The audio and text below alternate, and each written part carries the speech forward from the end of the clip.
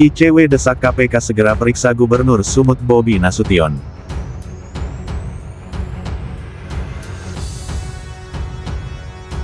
Hari ini kami datang kembali berulang kali ke kantor Komisi Pemberantasan Korupsi, menegaskan kembali kepada Komisi Pemberantasan Korupsi, bekerjalah secara profesional, bekerjalah sesuai dengan amanah undang-undang, jangan pernah takut atas intimidasi, atas intervensi atau kepentingan apapun.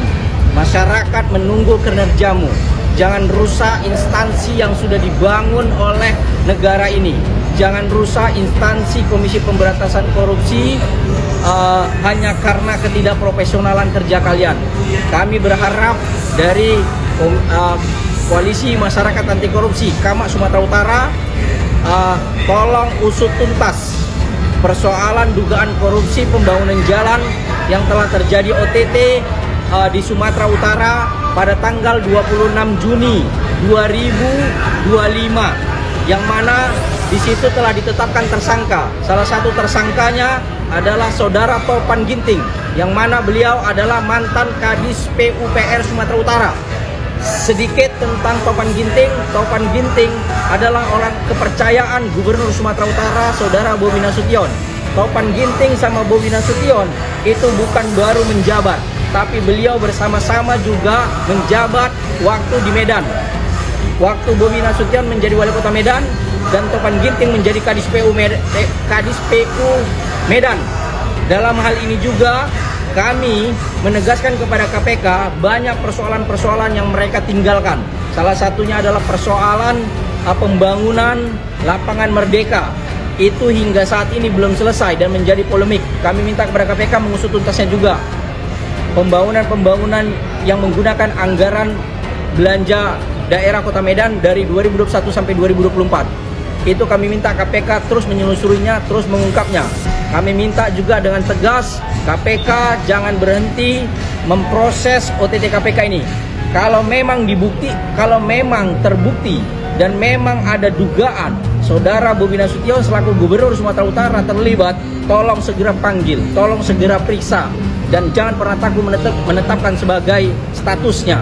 Jangan rusak kepercayaan publik. Kami akan terus mengawal dan kami akan terus turun aksi ke KPK, mengingatkan kembali, terus menegaskan kembali.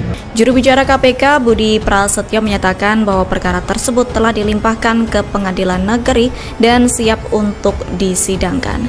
Pernyataan itu disampaikan Budi pada Sabtu 15 November 2025. Budi menegaskan bahwa tim Jaksa Penuntut Umum atau JPU akan membuktikan dakwaannya di persidangan.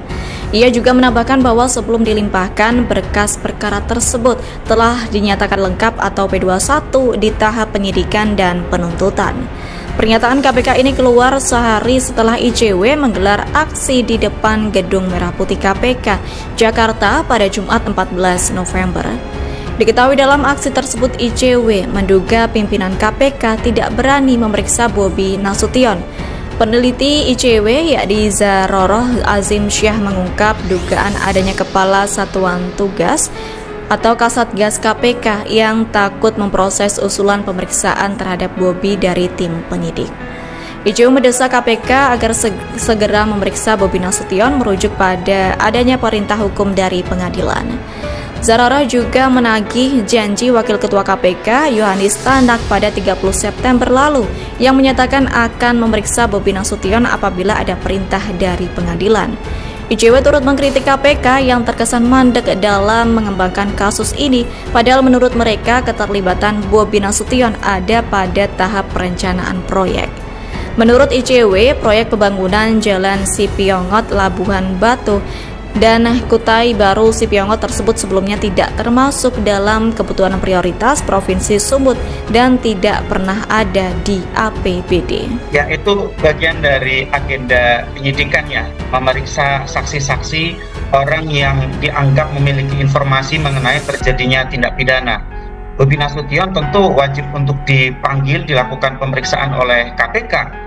Setidak-tidaknya KPK akan mendapatkan informasi bagaimana rencana proyek itu disusun oleh Pemprov Sumatera Utara, kemudian harus ditanyakan mengapa pada tanggal 24 April 2025 Bobi Nasution selaku Gubernur Sumatera Utara ikut off-road dengan penyedia barang dan jasa yaitu KIR, sehingga kemudian akhirnya di dalam proyek itu yang sebenarnya belum jadi gitu ya, belum jadi proyek, baru kesiapan proyek akhirnya dijual oleh Topan, anak buah Bobi, kepada KIR.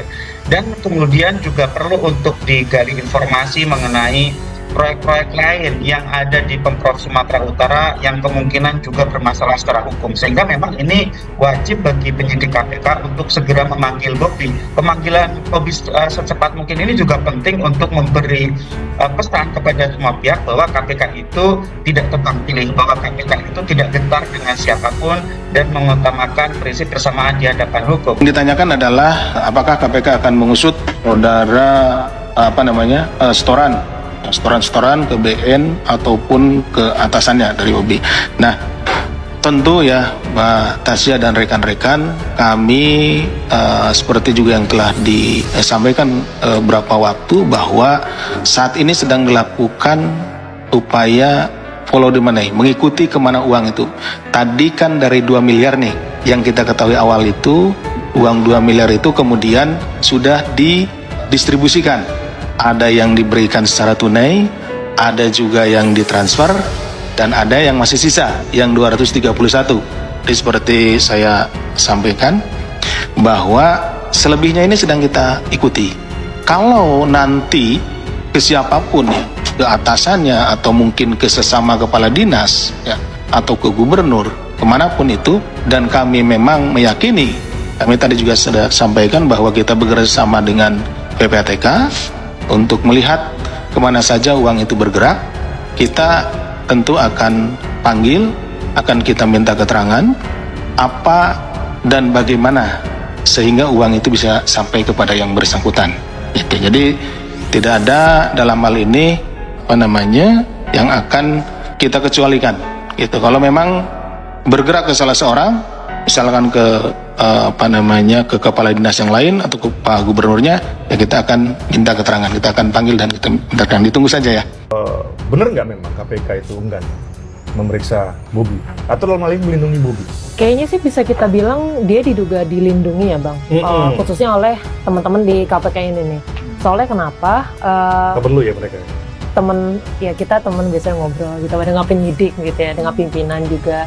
Jadi gini ceritanya sih Bang, penyidik yang menangani kasus ini itu ada beberapa, dan mereka ini ada di bawah pimpinan 3 kasatgas ya. Nah, di dalam kasus ini, nah info yang kita dapat, penyidik ini sebenarnya udah pengen nih geledah tepatnya Bobi, melakukan pemeriksaan terhadap Bobi. Mereka pun kabarnya udah mengajukan surat untuk pemeriksaan dia gitu, pemeriksaan Bobi ya.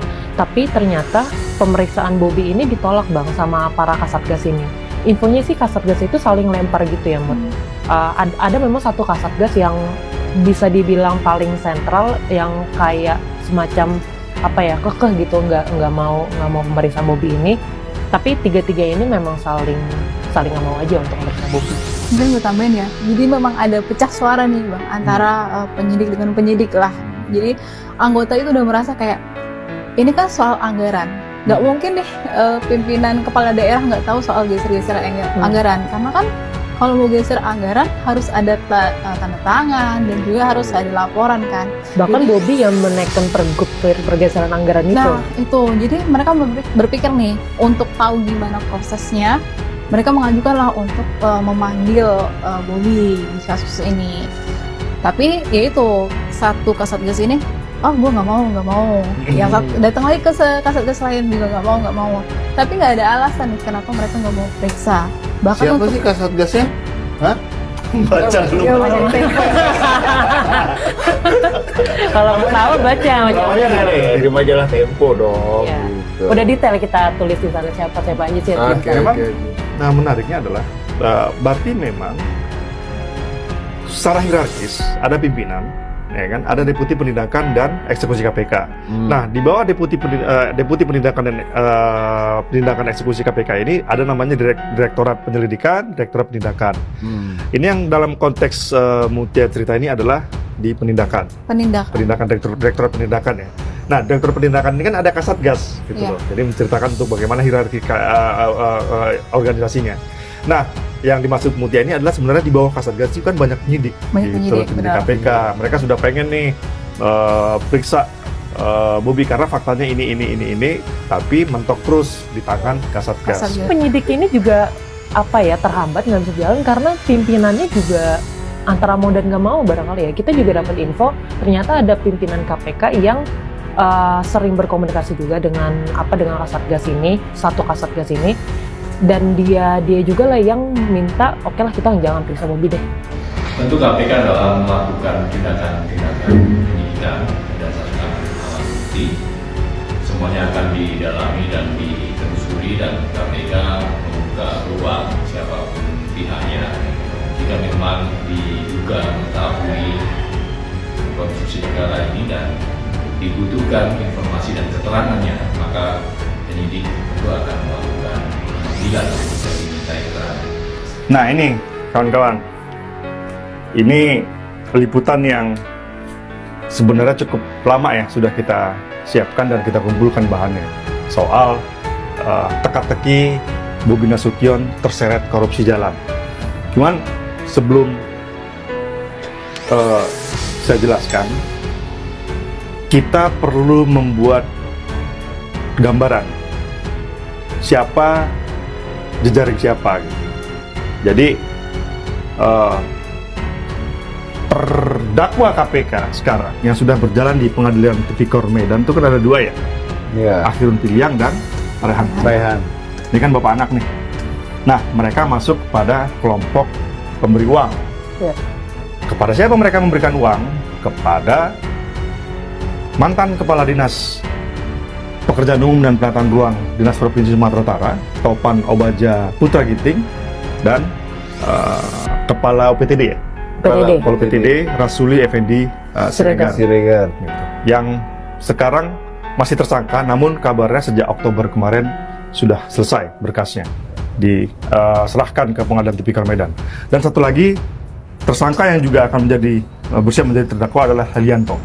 Gitu. Dia adalah Satker pejabat pembuat komitmen dari PUPR. Nah, ini penting untuk menggambarkan karena liputan kita kali ini berpusar kepada mereka-mereka ini. Nah, selain tadi ada yang di kasus di KPK, ada Bobi Nasution, ada namanya Rektor Universitas Sumatera Utara Murianto Amin, ada namanya pengusaha bernama Samuel Nababan. Nah, Samuel Nababan ini namanya muncul dalam kasus Blok Medan. Gitu ya? Tambang nikel Blok Medan gitu. Di Maluku Utara ya. Nanti kita bilang cerita gitu. Nah, sementara Muri itu muncul namanya dalam korupsi jalan. Seperti apa perannya nanti mungkin kita akan ceritakan pelan-pelan. Tapi begini teman-teman, yang perlu diketahui adalah bahwa kasus korupsi jalan ini itu sudah berjalan 4 bulan. Pertama kali kan OTT KPK itu pada 26 Juni ya, 2025. Artinya sudah 4 bulan lewat dan KPK belum juga mengembangkan tersangka baru. Konon lagi mengembangkan tersangka baru, tapi menambah daftar pemeriksaan juga masih belum. Dan sampai saat ini KPK itu belum memeriksa Bobi Nasution. Kenapa? Karena fakta-fakta persidangan kan, serta fakta di pemeriksaan kan muncul tuh nama Bobi berkali-kali gitu. Indonesia Corruption Watch (ICW) mendesak KPK untuk memeriksa Gubernur Sumatera Utara, Sumut Bobi Nasution terkait kasus dugaan suap proyek pembangunan jalan di Dinas PUPR Sumut dan proyek di Satuan Kerja PJN Wilayah 1 Sumut.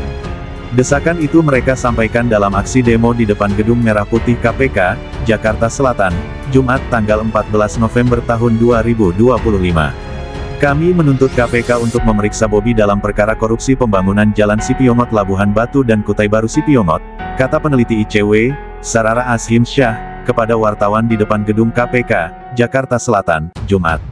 Sarara menjelaskan tuntutan ini dilayangkan lantaran Majelis Hakim pada Pengadilan Tipikor Medan telah memerintahkan Jaksa KPK untuk memeriksa Bobi dalam persidangan. Ia mengatakan Wakil Ketua KPK, Johanis Tanak, telah menyampaikan Jaksa KPK akan memeriksa Bobi jika memang terdapat perintah dari pengadilan. Ini sudah ada dasar hukumnya, sudah ada perintahnya, bahkan yang kami tahu dari laporan Tempo. Penyidik KPK bahkan sudah mengusulkan kepada Ketua Satgas yang menangani kasus ini untuk memeriksa Bobi. Namun, 3 kepala Satgas tersebut tidak ada yang berani untuk memeriksa Bobi, ucap Sarara. ICW menuntut agar KPK mengembangkan kasus korupsi ini, berdasarkan dengan fakta dalam persidangan, jika memang Bobi tidak dihadirkan dalam persidangan. Apabila ada petunjuk baru dari persidangan, KPK seharusnya mengembangkan kasus begitu. Jadi, membuka kasus baru. Jangankan mengembangkan kasus, tapi untuk memeriksa Bobi saja tidak berani begitu. Kenapa? Karena korupsi pada pengadaan barang dan jasa biasanya korupsi besarnya apabila KPK ingin mengejar aktor intelektualnya, itu ada pada tahap perencanaan, tutur Sarara. Dia menyebut Bobi terlibat dalam tahap perencanaan, dengan mengganti APBD Provinsi Sumut sebanyak 4 kali agar dapat memasukkan proyek jalan ini dalam penganggaran. Padahal, sebelumnya itu tidak termasuk kebutuhan Provinsi Sumut, tidak pernah ada di APBD Sumut, berarti, kan, tidak butuh. Tahap perencanaannya tidak pernah disentuh oleh KPK, padahal mulanya pasti sejak tahap perencanaan, pungkasnya. Diketahui, permintaan untuk menghadirkan Bobi dalam sidang kasus yang turut melibatkan Kepala Dinas PUPR Pemprov Sumut nonaktif, Topan Obaja Putra Ginting Top ini, disampaikan oleh Ketua Majelis Hakim pada Pengadilan Tipikor Medan, Hamozaro Waruwu, Rabu tanggal 24 September tahun 2025 lalu. Dalam persidangan, para terdakwa adalah pihak swasta atau pihak pemberi yaitu Direktur Utama PT Dalihan Natolu Group, Muhammad Ahirun Piliang alias Kirun dan Direktur PT Rona Mora, Muhammad Raihan Dulasmi. Saat itu, sidang berjalan dengan agenda pemeriksaan terhadap sejumlah saksi-saksi. Salah satunya, Sekretaris Dinas PUPR Sumut, Muhammad Haldun, yang mengakui anggaran untuk 2 proyek jalan yang menjadi objek korupsi, yakni ruas Sipiomot Batas Labuhan Batu dan Sipiomot Hutaim Baru di Padang Lawas Utara dengan total nilai 165 miliar rupiah, belum dialokasikan pada APBD murni 2025. Berdasarkan alokasi, Haldun menyebut anggaran yang digunakan, bersumber dari pergeseran dana sejumlah dinas yang dilegalkan melalui Pergub. Atas keterangan yang disampaikan Haldun, Hakim menyimpulkan yang paling bertanggung jawab atas hal tersebut adalah Gubernur. Selain Bobi, Hakim juga meminta JPU untuk menghadirkan Sekretaris Daerah Sumut saat itu, Effendi Pohan, untuk dimintai keterangan mengenai dasar hukum Pergub yang disebut telah diubah hingga 6 kali. Kalau ada risiko terhadap pergeseran anggaran, siapa yang bertanggung jawab? Ketika mekanisme pergeseran anggaran tidak berjalan, maka Gubernur harus bertanggung jawab, kata Hakim.